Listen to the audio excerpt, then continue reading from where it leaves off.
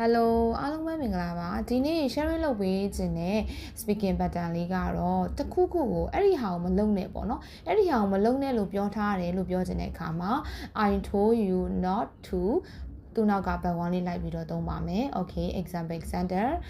အဲ့ဒီဟာကိုမထိနဲ့လို့ပြောထားတယ် I told you not to touch that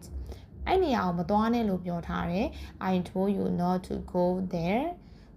ချစ်အိတ်တွေကိုမဝတ်နဲ့လို့ပြောထားတယ် I told you not to wear sock Okay အဲ့ဒါကိုမစားနဲ့လို့ပြောထားတယ် I told you not to eat that Okay ငါရဲ့လျှို့ဝှက်ချက်တွေကိုတခြားသူတွေကိုမပြောနဲ့လို့ပြောထားတယ် I told you not to tell anyone my secret Okay မင်းရဲ့ပတ်စံတွေအကုန်လုံးကိုမသုံးနဲ့လို့ပြောထားတယ် I told you not to spend all your money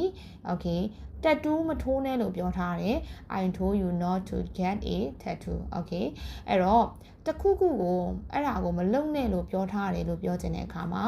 I told you not to သူနောက်ကနေ but one လေးလိုက်ပြီးတော့သုံးပြီးလို့ရပါတယ် Thank you